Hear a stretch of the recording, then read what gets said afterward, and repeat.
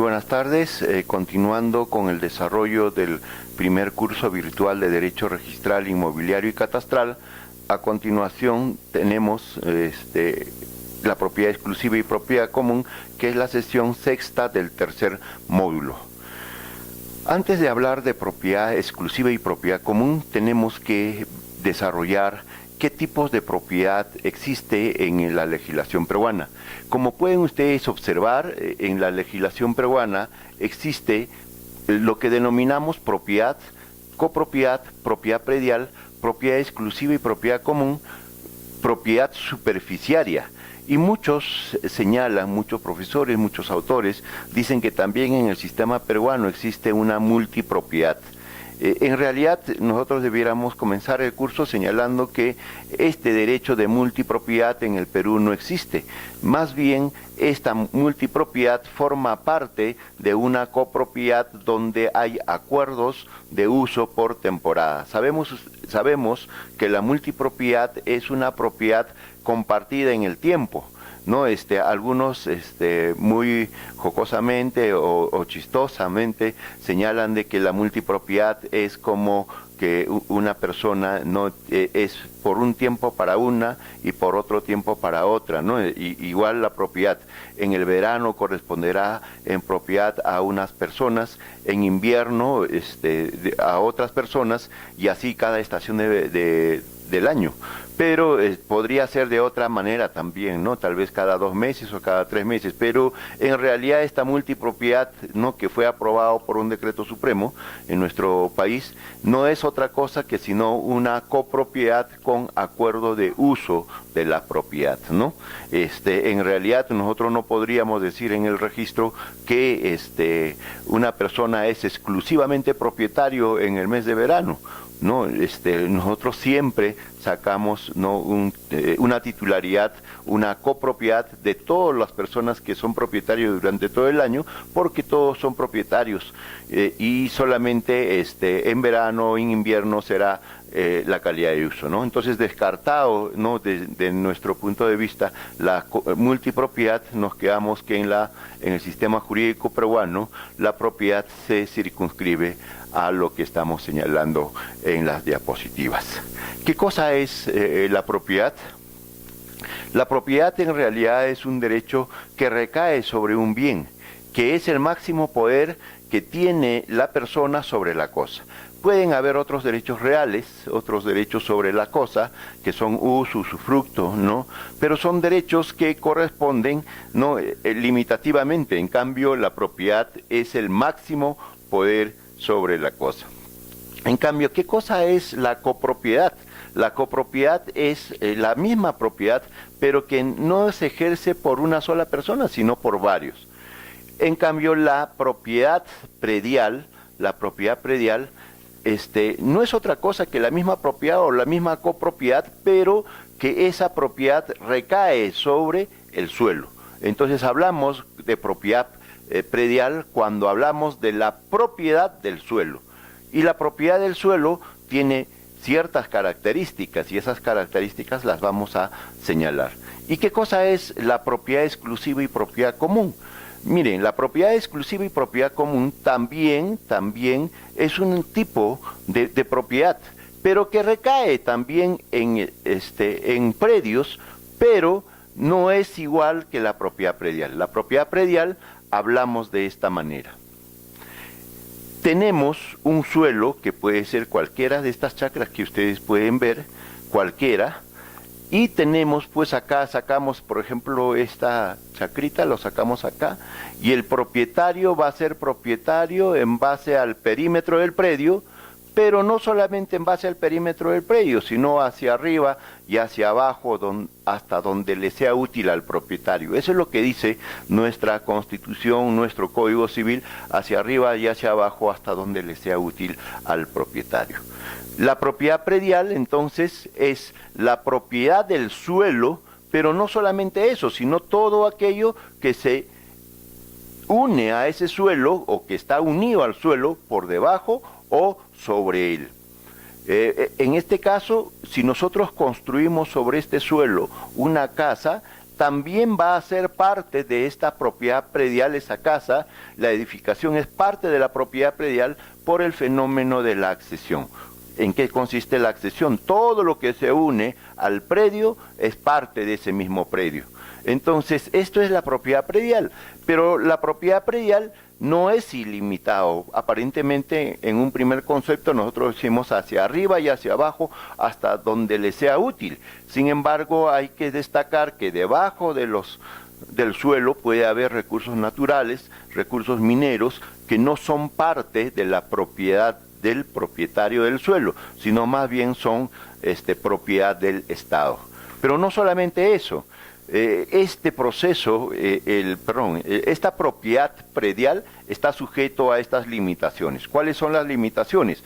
La habilitación urbana, la subdivisión, la parcelación, son formas, son formas estas de fraccionar este predio, pero las limitaciones que tenemos acá van a ser no las de habilitación urbana, la de subdivisión, zonificación, la de medio ambiente, etcétera, etcétera, ¿no? Van a tener limitaciones, pero la forma de particionar esto, de dividir el terreno, nosotros podemos lograrlo a través de un proceso de habilitación, o tal vez de un proceso de subdivisión, o de una parcelación. Los dos primeros, habilitación y subdivisión, se dan en predios urbanos, o mejor todavía, ¿no? La habilitación se da en predios rurales o eriazos, para convertirlos a urbano. Ese es el proceso de habilitación. La subdivisión es el fraccionamiento de predios urbanos sin cambio de uso para seguir siendo urbanos. En cambio, la parcelación es también la división de un predio, de un suelo, pero cuya característica es sin cambio de uso, pero se trata de predios rústicos o rurales que nosotros conocemos, ¿no? Miren, la propiedad predial trata sobre el suelo que puede ser urbano, rural o eriazo. O sea, cuando nosotros hablamos de propiedad predial, podemos hablar de predio urbano, de suelo urbano, o de suelo rural o de suelo eriazo. En cambio, cuando hablamos de propiedad exclusiva, miren ustedes acá, hablamos solo de predios urbanos. Y esto nos da entonces la necesidad de clasificar los predios o clasificar el suelo en materia registral o materia urbanística, ¿no? La clasificación del suelo en el sistema peruano es urbano y rural. Dentro del rural tenemos el rústico y el eriazo. Esta clasificación llega a darse a partir del decreto legislativo 1089. Recuerden que antes del decreto legislativo 1089 teníamos el Reglamento Nacional de Construcciones, donde se señalaba que los predios eran clasificados en predios urbanos y esta categoría era predio rústico, y dentro del rústico estaba el rural y eriazo. Sin embargo, a partir del decreto legislativo 1089 se invirtió el género acá, ¿no? El género se convirtió en especie y lo que tenemos ahora la clasificación, ¿no? De esta manera. Entonces, los predios urbanos, la clasificación del suelo en el sistema peruano es urbano, rústico y eriazo. Entonces, cuando nosotros hablamos de propiedad predial, hablamos tanto de predio urbano como predio rústico o eriazo, que es la propiedad predial que se extiende, como ya les he señalado, hacia arriba y hacia abajo, hasta donde le sea útil en base al perímetro y área del terreno, hacia arriba y hacia abajo, hasta donde le sea útil al propietario, ¿no?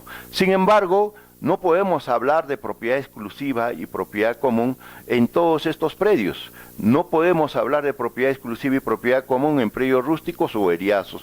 Solo corresponde a la categoría de predios urbanos. Un poco hecho esta primera parte, nosotros diríamos qué cosa es la propiedad exclusiva y propiedad común. Es un régimen de propiedad, ¿no? Es un tipo de propiedad que recae sobre bienes, ya habíamos señalado, sobre bienes inmuebles, referido suelo, pero referido básicamente a predios urbanos, ya no dentro de la categoría de rústico. Entonces, pero las características principales de esto es que existen dos o más unidades de dominio exclusivo, existen zonas comunes, existe una pluralidad de propietarios, y se entiende por pluralidad de propietarios, dice, cuando al menos una de las unidades de dominio exclusivo pertenece a propietario distinto del resto de unidades. En este régimen el propietario ostenta dominio absoluto sobre la zona de dominio exclusivo, pero a la vez tiene un derecho sobre las zonas comunes en función a su porcentaje de participación. No existe propietario únicamente de las zonas de dominio exclusivo, ni tampoco únicamente de las zonas comunes. Recuerden ustedes que antiguamente en las partidas registrales se nos presentan tomos donde están reducidos a zonas comunes, y existen sobre esas zonas, existen transferencias de dominio. Aparentemente al vender la de dominio exclusivo, también teníamos que hacer la transferencia de las zonas comunes como una especie de bienes totalmente independientes. Ahora ustedes ven que el sistema registral peruano, en la partida matriz donde se constituye un reglamento interno, vamos a ver más adelante eso, ¿qué hacemos? ¿No? Se reduce solamente a las zonas comunes y no hay ninguna transferencia que se pueda inscribir sobre esa partida. ¿Por qué?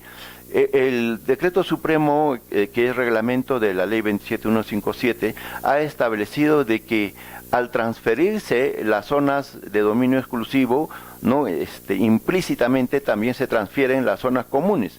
Y es más, ese mismo artículo, esa misma norma, señala de que el porcentaje de participación forma parte del dominio exclusivo de cada persona, y al transferirse esa exclusividad, accesoriamente no se transfiere las zonas comunes, ¿no?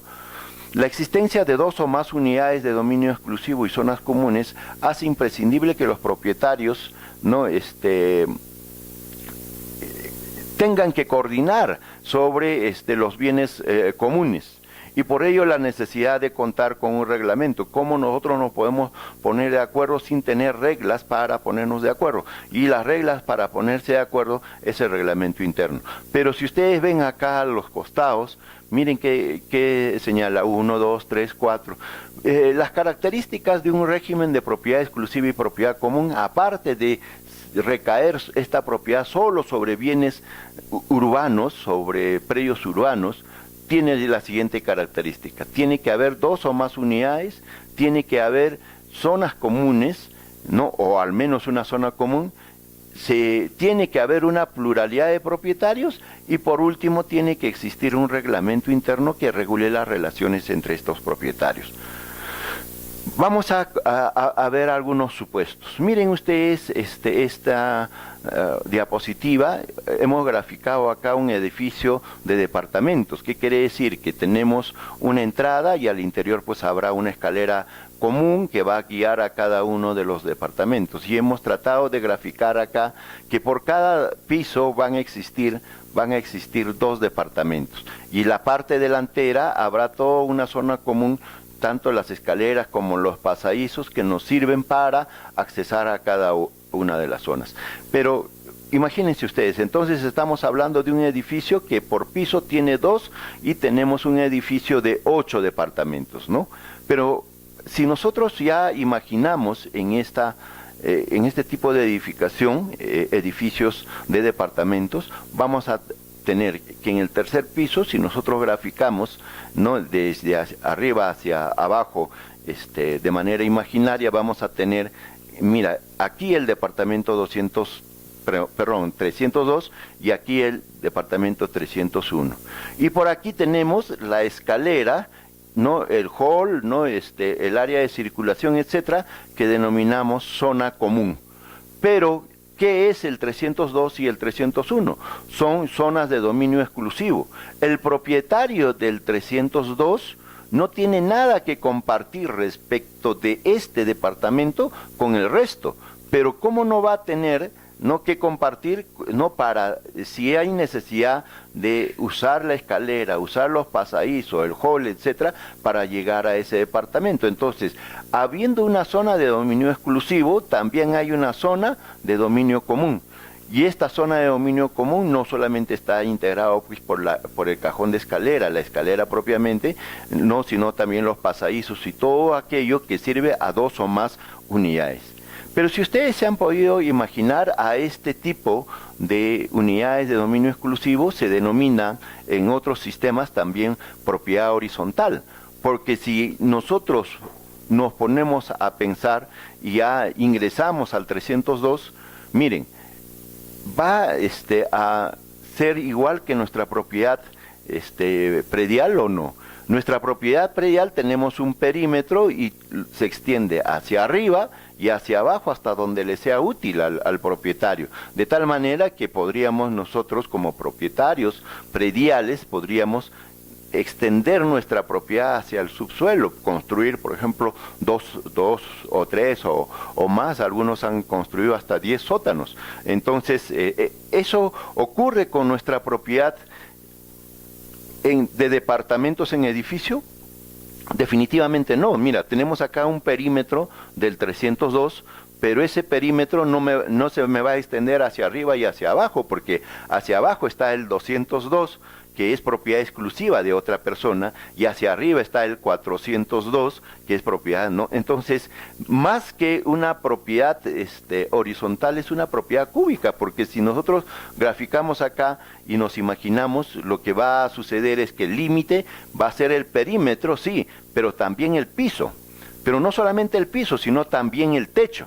Entonces, la propiedad solamente va a ser aquello que está entre las paredes y entre el piso y el techo. Y entonces, más que propiedad horizontal, no, algunos llaman propiedad cúbica, ¿no? A esto se conocía como la propiedad horizontal, que no se extiende hacia arriba y hacia abajo, sino más bien decían para los costados, pero tampoco para los costados, ¿no? Porque tenemos límite también, el límite con el departamento del 301 no se extiende para este lado, pero tampoco se extiende hacia la calle, tampoco a las zonas comunes, ¿no? Entonces, definitivamente, aparentemente, lo más exacto sería una propiedad cúbica que se extiende, ¿no? Ahora, ¿cómo se extiende esta propiedad?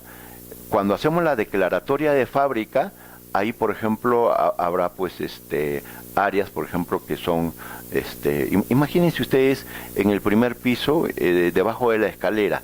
Debajo de la escalera, ¿qué podría ser? Muchos edificios debajo de las escaleras tienen los baños o tienen depósitos, pero son unidades de dominio exclusivo del primer piso. Pero está limitado en cuanto a la altura por la declaratoria de fábrica, que nos hace ver que hay una escalera, ¿no? Una escalera. Pero esto es un tipo. Entonces acá nosotros decimos, aquí hay una propiedad exclusiva y propiedad común. ¿Por qué? Mira, 301 exclusiva, 302 exclusiva, común. Y acá habrá 8 departamentos exclusivos y las zonas comunes que sirven de acceso a cada una de esas zonas de dominio exclusivo, ¿no? Y por eso que ahora la ley dice que este es un sistema no de propiedad horizontal, sino de propiedad exclusiva y propiedad común. Propiedad exclusiva y propiedad común, ¿no? Pero miren qué sucede acá. Lo que ven a la derecha se denomina una quinta. ¿Cuál es la característica de una quinta? Tiene un pasaje común que sirve de acceso, ¿no? Cuando dice quinta, aparentemente hay 5, ¿no? 5 unidades.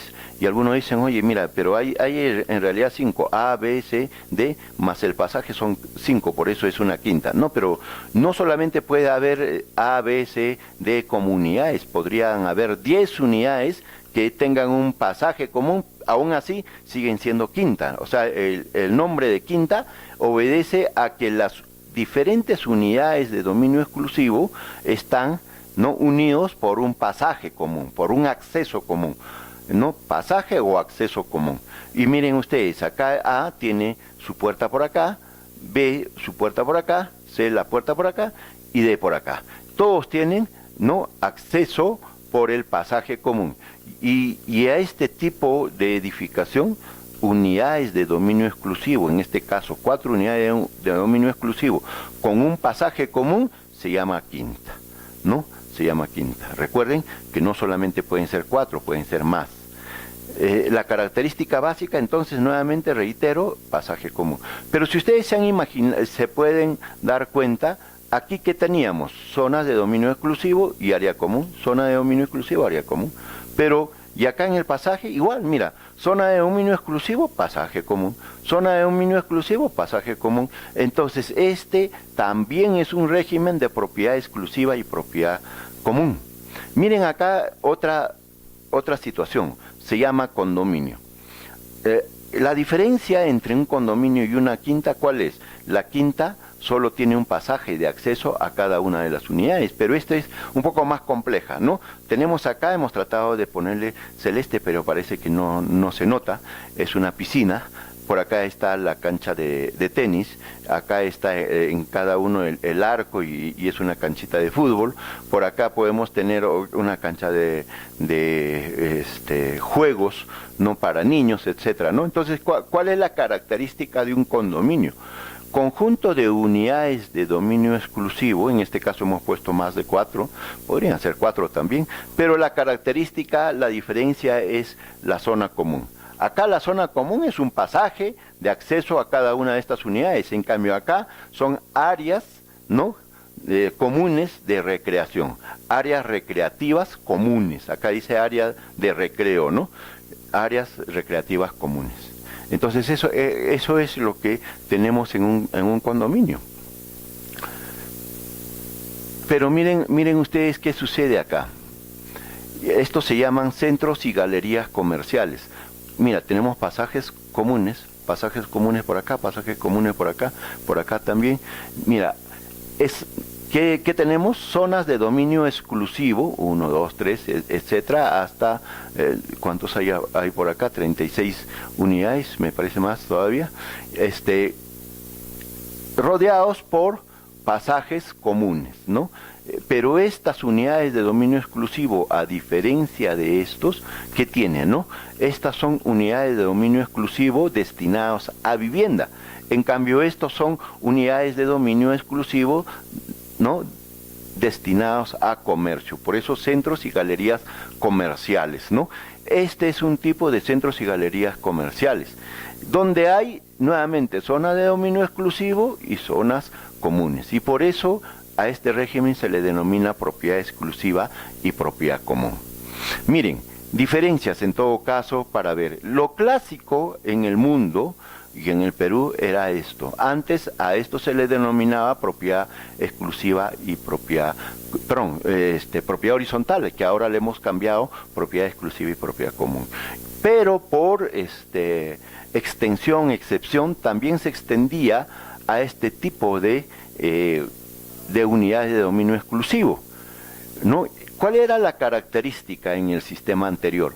Miren, todas estos departamentos que son zonas de dominio exclusivo están sentados sobre un terreno, ¿no? Ese terreno se convierte en zona común, o se convertía en zona común, y por eso no todos tenían exclusividad los departamentos, pero entre las zonas comunes no solamente estaba el pasadizo, sino también el terreno.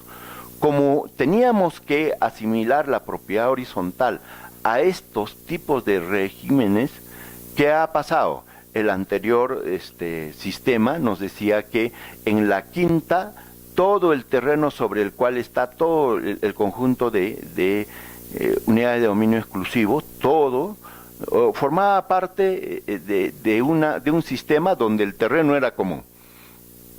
De tal manera que no podíamos, por ejemplo, tenemos algunas situaciones en habilitaciones urbanas donde queríamos independizar. Por ejemplo, vamos a suponer que la municipalidad hacía una resolución de subdivisión donde decía una subdivisión tipo quinta, pero como no estaba construido, no podía haber zonas de dominio exclusivo, por lo tanto no se podía constituir una quinta en tanto no está construido. En cambio ahora, ¿qué dice el sistema, no? Aquí sí vamos un poco a discrepar con el tribunal, porque el tribunal ha señalado de que lo que dispone el artículo 11 de la ley 27157 solo se aplica para el caso de regularización y no para los supuestos normales, como una quinta constituida en terreno. ¿A qué nos referimos?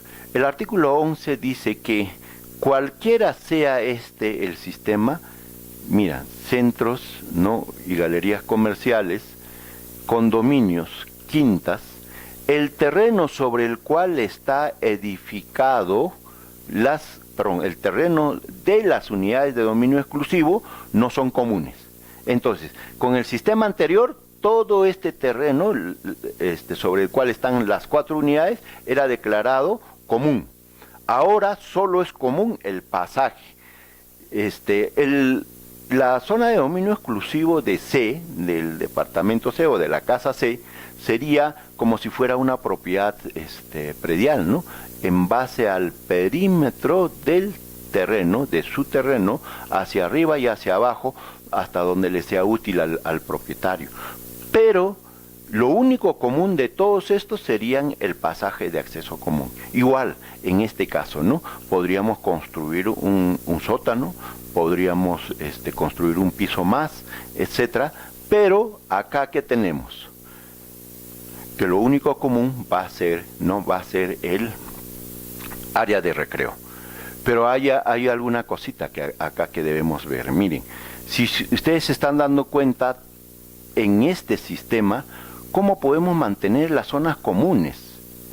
Definitivamente tenemos que ponernos de acuerdo, y lo que tenemos que hacer antes de ponernos de acuerdo es dar las reglas para ese acuerdo, para la toma de decisiones, y a eso se denomina reglamento interno. Entonces, ¿qué pasa acá? Los departamentos, las quintas, los condominios, las galerías y centros comerciales, al tener zonas de dominio exclusivo y zonas comunes, están obligados a tener un reglamento interno que regule los acuerdos, las relaciones, los gastos, la propiedad común, etcétera, ¿no? Entonces, hay la necesidad de constituir un reglamento interno, y por eso, ahora volviendo, podemos ver cuáles son las características del régimen de propiedad exclusiva y propiedad común. Dice que debe haber 2 o más unidades de dominio exclusivo. Efectivamente, acá hay, ¿no?, 8 departamentos, hemos dicho, y zonas comunes. Pero si todo esto, imagínense, si todo esto corresponde a un solo propietario, ¿en qué casos, por ejemplo, podríamos decir que todo esto corresponde a un mismo propietario? El caso, por ejemplo, de los hoteles. Si bien los hoteles podrían tener hasta divisiones como si fueran departamentos, pero todo eso corresponde a un solo propietario. No hay que distinguir zona de dominio exclusivo, zonas comunes. Definitivamente eso no se puede dar.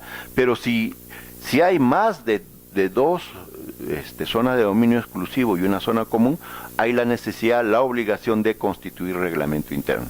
Dice que también debe existir zonas comunes, ya lo hemos dicho eso, y debe haber una pluralidad de propietarios. Si bien es cierto que cuando un promotor, cuando construye, ¿no?, el edificio, es el único propietario, entre tanto todavía no pretende vender, no está obligado a constituir reglamento, pero cuando ya vende, está en la obligación de constituir reglamento interno. Entonces, por eso decimos que ahí propiamente surge la propiedad exclusiva y propiedad común. Sin embargo, debemos entender que los registros, por ejemplo, para constituir reglamento interno, dice, o para independizar la zona de dominio exclusivo, aun cuando pertenezcan todos al mismo propietario, le exige otorgar reglamento interno. ¿Pero por qué? Porque hay la intencionalidad de vender esas unidades y cada uno de los departamentos constituir zona de dominio exclusivo, y hay necesidad pues de que al momento de que se realice la venta se pueda saber con toda exactitud cuáles son las zonas comunes. Por eso la obligación, aun cuando sea el mismo propietario, hay intención de vender, hay necesidad de constituir reglamento interno, ¿no? Y lo otro, miren, esas características deben contar con un reglamento interno. Ahora sí creo que se puede graficar nítidamente qué es este régimen, ¿no? Algunos han señalado que este régimen no es más que un tipo de gobierno de la propiedad, donde están inmersos tanto zona de dominio exclusivo como de dominio común. Los propietarios de las unidades como edificios, quintas, casas en copropiedad, centros comerciales, galerías, campos feriales, que reúnan las siguientes características, que ya lo hemos señalado también, existan 2 o más propiedades de dominio exclusivo, existan 2 o más propietarios de diferentes zonas de dominio exclusivo, pluralidad de propietarios, y exista bienes comunes están obligados a someterse al régimen de propiedad exclusiva y propiedad común que se refiere a la 27157.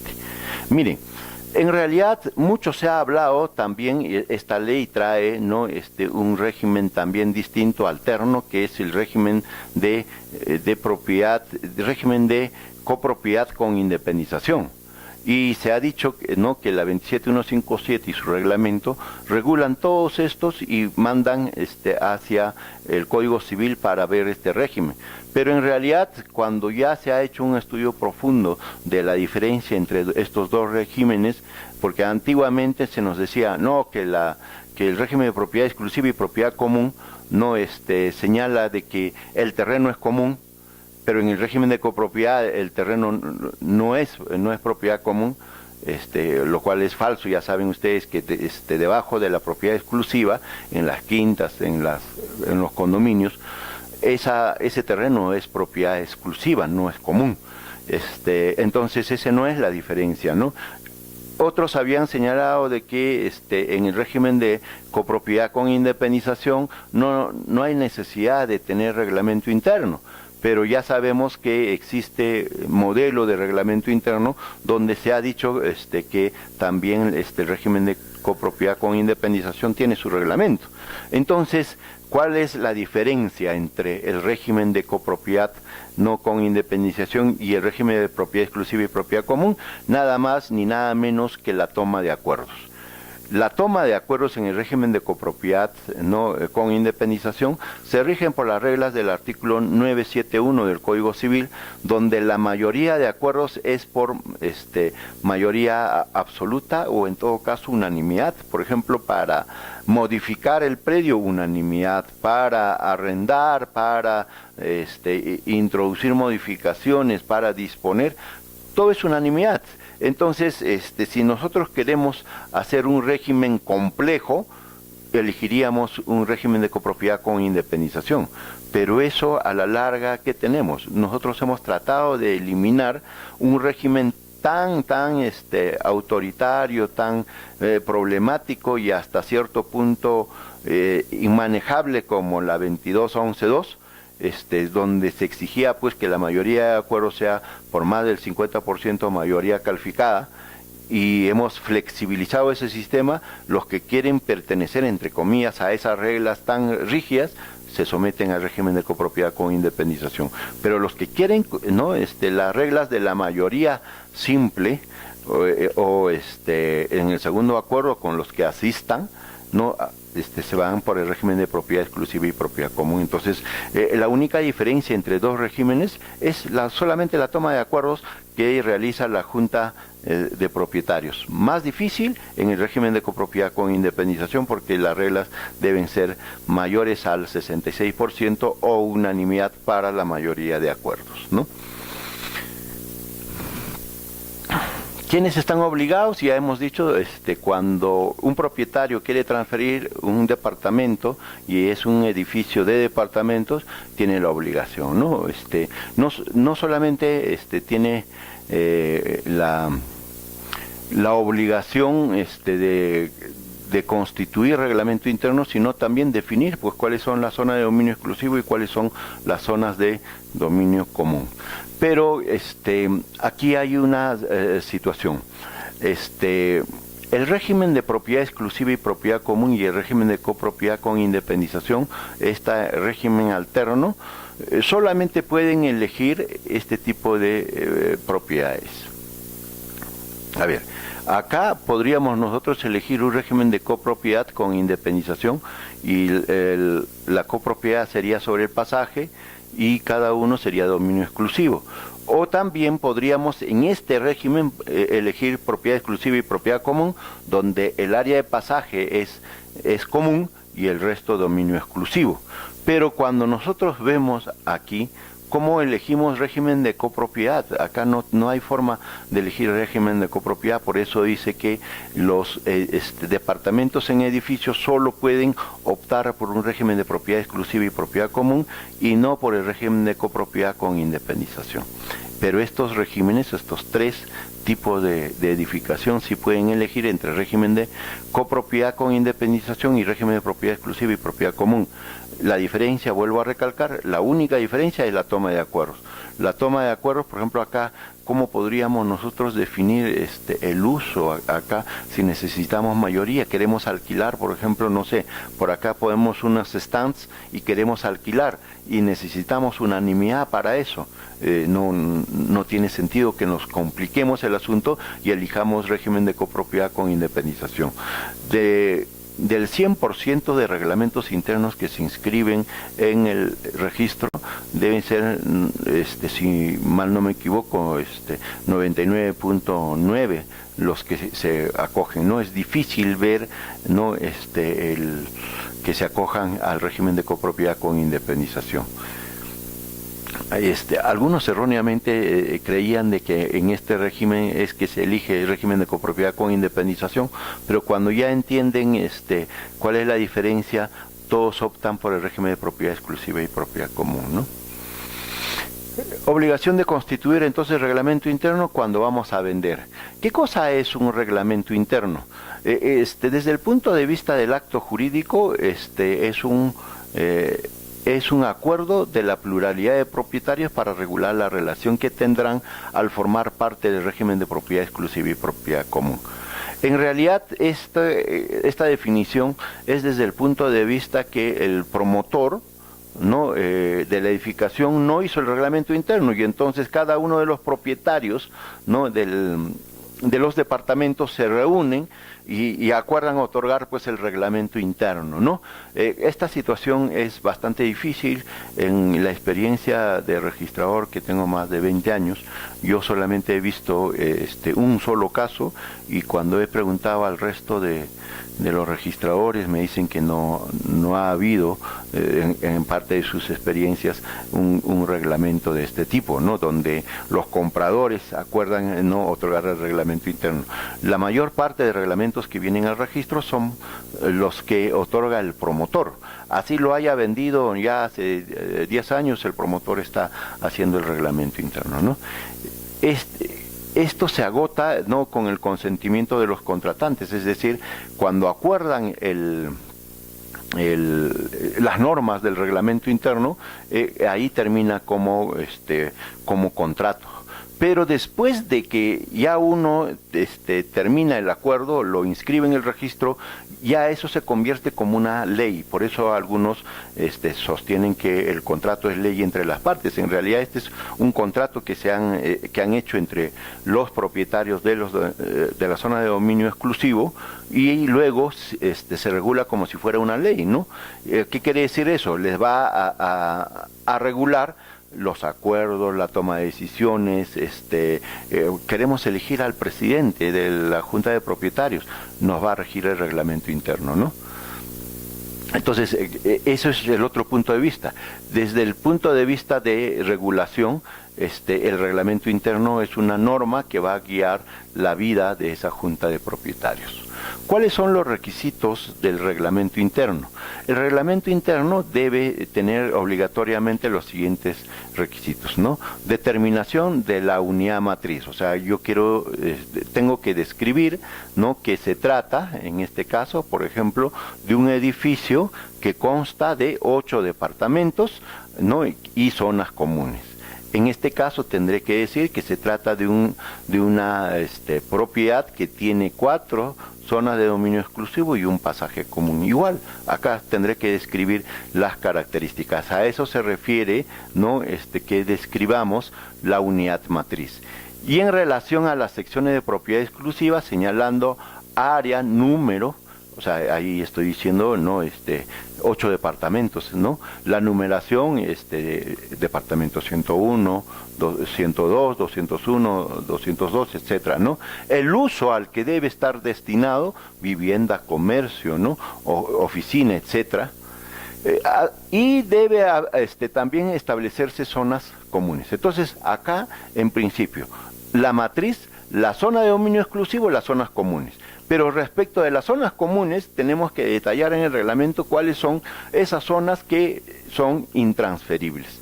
Luego de eso tenemos que señalar un artículo donde señalamos cuáles son los derechos y obligaciones de cada propietario de dominio exclusivo, las limitaciones y disposiciones que se acuerden sobre los usos y destino de las zonas comunes, así también como las zonas de dominio exclusivo.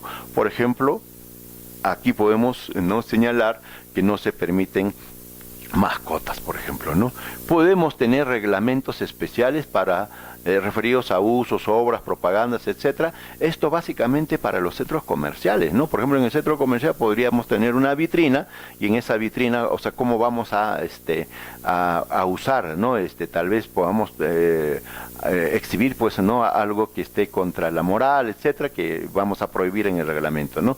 La relación de los servicios comunes, y acá algo importante, los porcentajes de participación que corresponde sobre la propiedad, ¿no? de las zonas comunes, y también sobre el criterio que los propietarios o el promotor ha señalado, ¿no? Señalar, ¿no? Que debe ser, ¿no? Dice, ¿no? En base a un criterio razonable. Porcentaje de participación que corresponde a cada propietario en los bienes comunes. Es decir, esto tiene que ver, ¿no? Con la propiedad de las zonas comunes. Y el siguiente tema es porcentajes de participación que corresponde a cada propietario en los gastos. Uno en la propiedad y otro en los gastos, ¿no? Pero ambos tienen que tener criterios. Y ese criterio debe ser, puede ser iguales o distintos. Por ejemplo, un criterio podría ser para la propiedad. Todas las unidades de dominio exclusivo tienen que tener porcentaje de participación sobre los bienes comunes. No hay unidad que no pueda tener porcentaje de participación. Miren ustedes, una vez un propietario, un promotor, dijo, oye, mira, voy a independizar Los Aires, pero en este momento no quiero independizarlo y no le voy a dar porcentaje de participación. Y le dio, vamos a imaginar que estamos en el supuesto de 8 departamentos, le dio el porcentaje a los 8 departamentos, y al final la asamblea se reunió. Se reunió y dijo, no, tomó el acuerdo con el 100% y es la máxima autoridad, y 100% hay que respetarlo, ¿no? Entonces, en ese acuerdo se dijo que no hay que dar acceso al propietario de Los Aires, con lo cual quitaron las llaves, encadenaron las puertas, y cada propietario que tiene la llave nada más podría ingresar, y como el propietario de Los Aires no tenía porcentaje de participación, su derecho estaba desprotegido. Entonces, si nosotros queremos independizar Aires, hay que independizar, pero tenemos que asignarle porcentaje de participación, que es una característica de este régimen, y ese le da derecho a participar en las asambleas y tomar decisiones.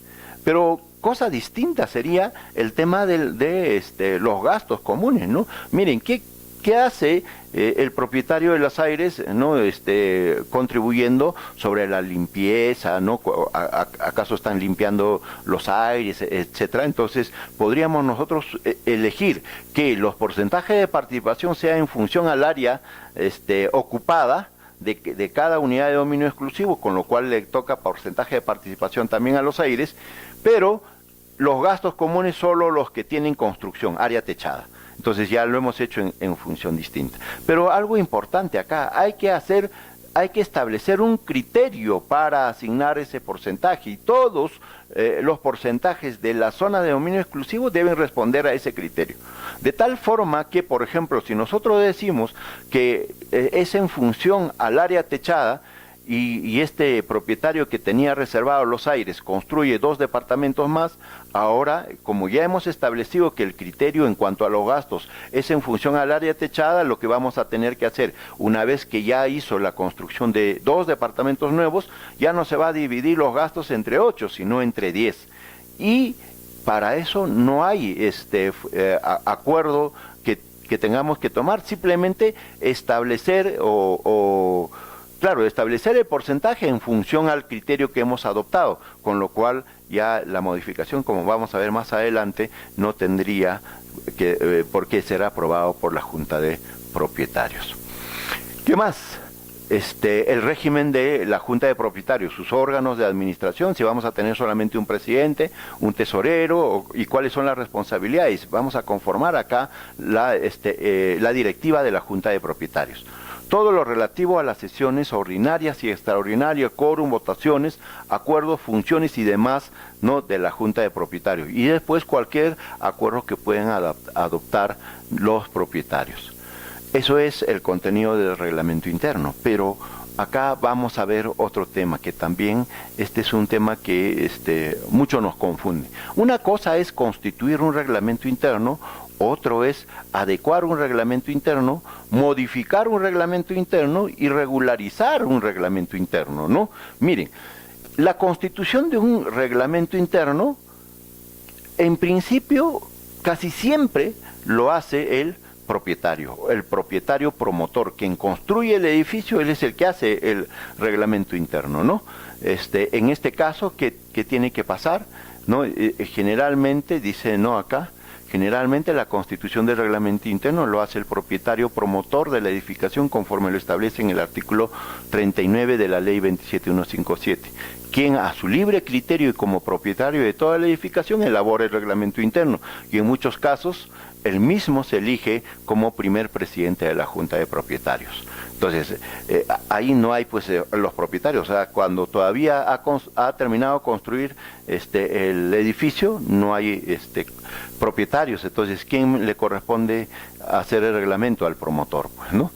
Si el propietario promotor vendió las unidades de dominio exclusivo sin otorgar reglamento interno, entonces los propietarios de estas unidades también pueden otorgar reglamento interno, pero en este caso se llama regularización, y cuando hay regularización nos ceñimos por el artículo 6 y los artículos 19, 20 y 22 del Decreto Supremo.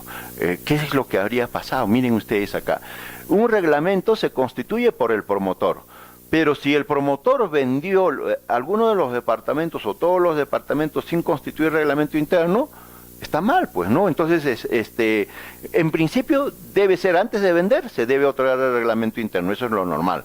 Pero si lo hice sin constituir reglamento interno, y no soy el promotor, sino son los propietarios, también pueden constituir reglamento interno, pero ahí en ese caso vamos a ver las reglas, ¿no?, que aquí señala.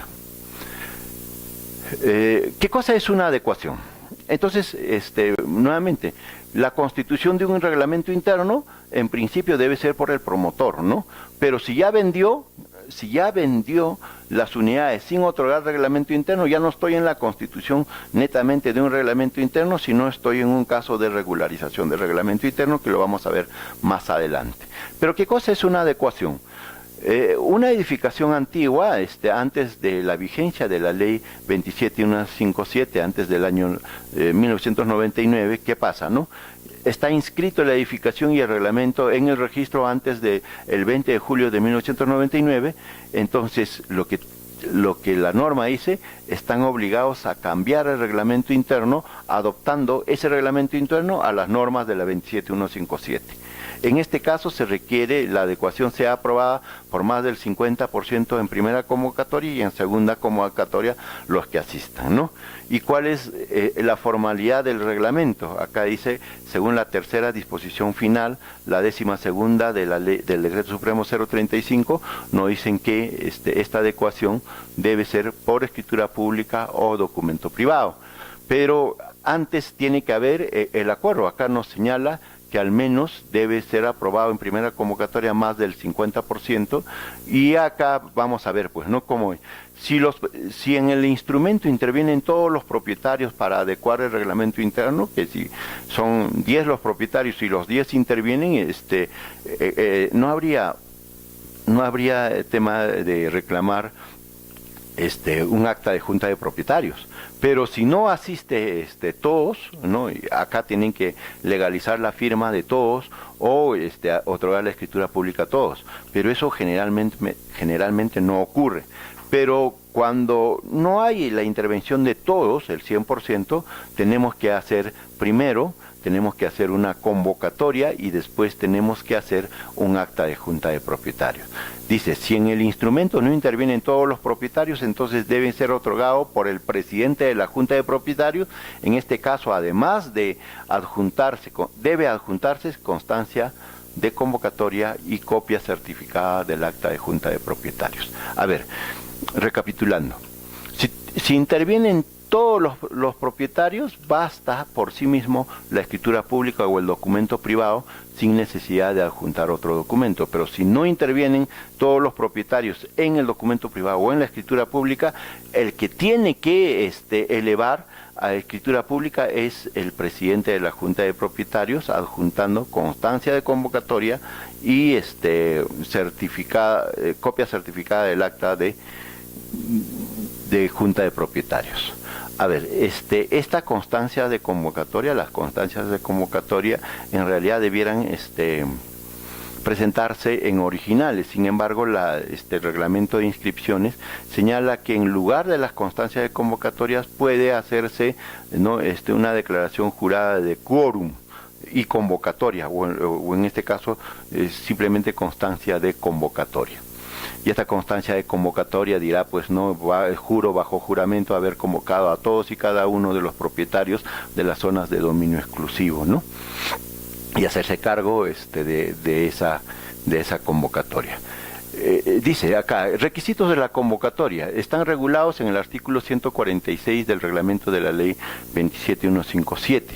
¿Cuáles son los requisitos? Debe ser convocado por el presidente, pero en el caso de no existir presidente tendría que ser el 25%, ¿no?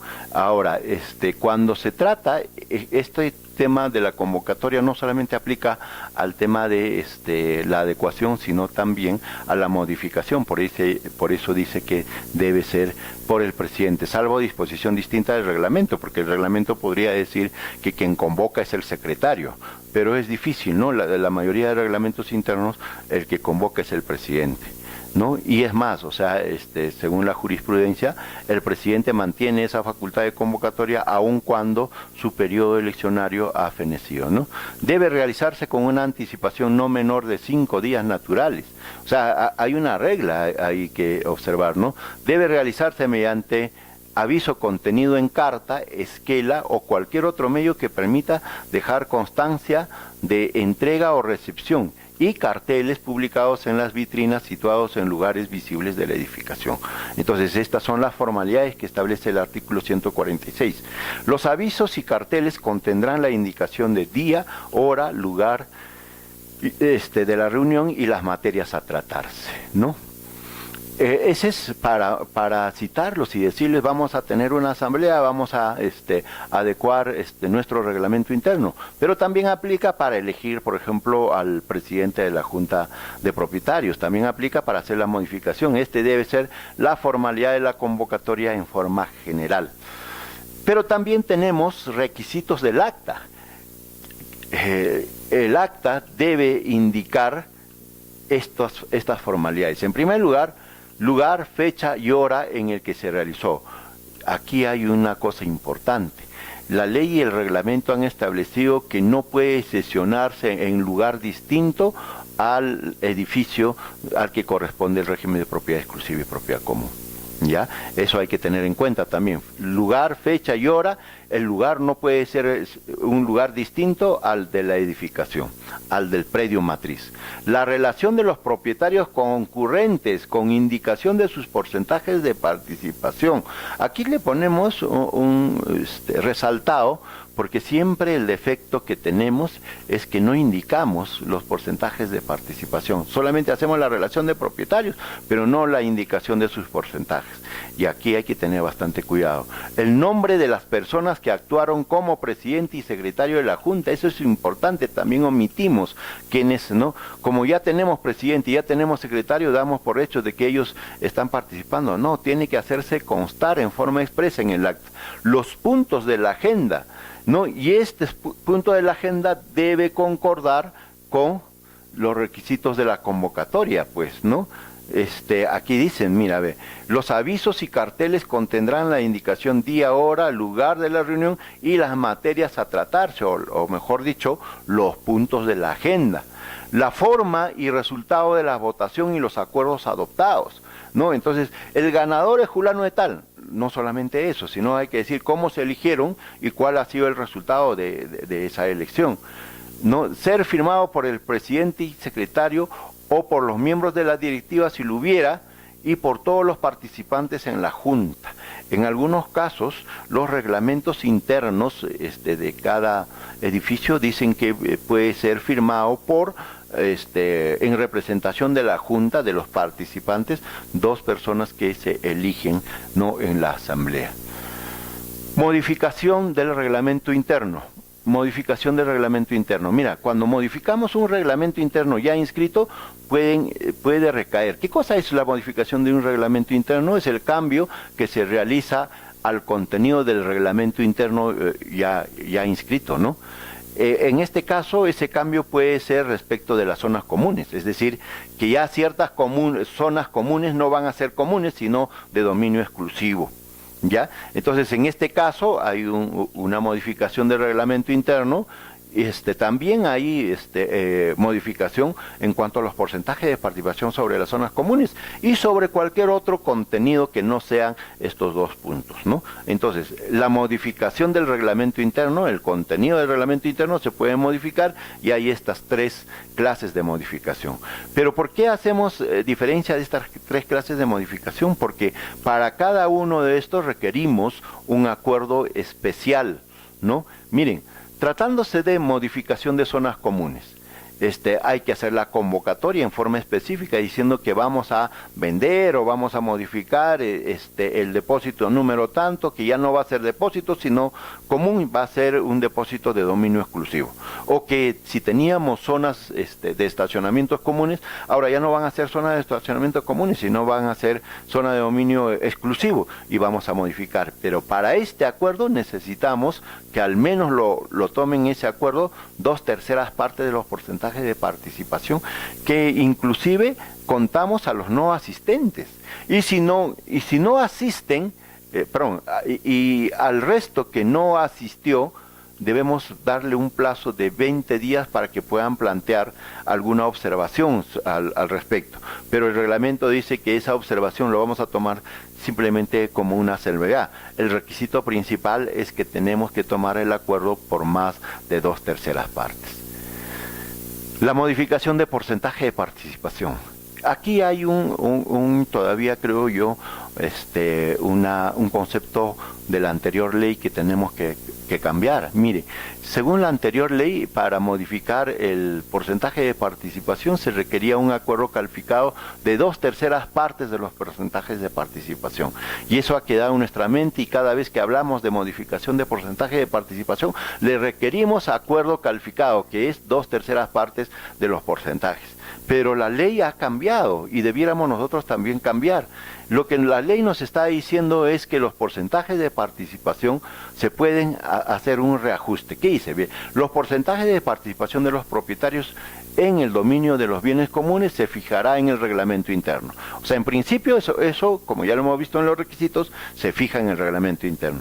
En todo caso de producirse variaciones en área de las unidades de dominio exclusivo, podrán recomponerse los porcentajes en la forma que esté previsto en dicho reglamento, y en su defecto de acuerdo a la Junta de Propietarios. ¿Qué pasa? Si nosotros hemos dicho, en el caso que hemos hecho el reglamento interno para los 8 departamentos y hemos reservado los aires, y el promotor tiene que construir 2 pisos más, 4 departamentos más, entonces vamos a tener un total de 8 departamentos, perdón, de 12 departamentos, ¿no? En este caso, como aumentó el área techada, ahora vamos a tener ya que dividir, ya no entre 8, sino entre 12 cuando se termina de construir. Pero para eso no se requiere el acuerdo, simplemente tenemos que hacer la modificación. Acá dice, se llama recomponer.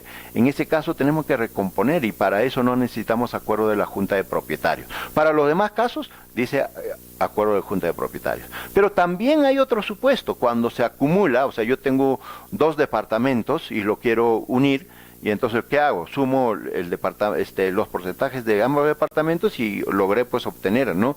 El porcentaje que le corresponde al departamento resultante. O puedo también subdividir. En ese caso lo que tengo que hacer es, si divido a mitad, el porcentaje tendré que dividir a mitad, ¿no? Pero tengo que, en función al criterio, tengo que asignarle porcentaje de participación. Y el resto de casos sería, bueno, ya no queremos dividirnos en función al área techada, sino en función al área ocupada, pero en ese caso no solamente implica modificación de porcentaje, sino cuando hay modificación del criterio que sirvió para asignar el porcentaje de participación. Esa modificación del criterio, sí, lógicamente tiene que ser con un acuerdo calificado, ¿no? En esos casos, el reglamento está diciendo que debe darse no por acuerdo no calificado. El último tema, que es la regularización de reglamentos internos. Como ya lo hemos mencionado, este es un caso cuando el propietario, el promotor, no otorgó el reglamento interno, pero vendió y desapareció, o simplemente no hay el promotor para otorgar reglamento interno. ¿Y qué queda? Que los propietarios de los departamentos se reúnan y se puede hacer la regularización, ¿no?, del reglamento interno. En este caso nos está señalando de que la convocatoria debe realizarse mediante carta notarial. O sea, esa es una formalidad mucho más. Y las normas a observarse son el artículo 6, ¿no?, y el artículo 19 y siguientes del Decreto Supremo 08. Recuerden que esto está cambiado por el TUO, ¿no? De haberse adoptado el acuerdo sin que concurran todos los propietarios, entonces debe exhibirse el acuerdo en el Diario Oficial del Peruano, debe publicarse en el Diario Oficial del Peruano y otro de mayor circulación. Entonces acá no solamente tengo que tener una convocatoria especial, sino también una publicación especial. Pero una cosa más, muchas veces en estos casos de regularización el propietario podría haber señalado en el contrato de compra-venta el porcentaje de participación que corresponderá a cada departamento. Si nosotros vamos a variar ese departamento, además tenemos que hacer las publicaciones en el Diario Oficial y otro de mayor circulación para que quede todo saneado, ¿no? Muchas gracias. Esto es la parte de reglamento interno.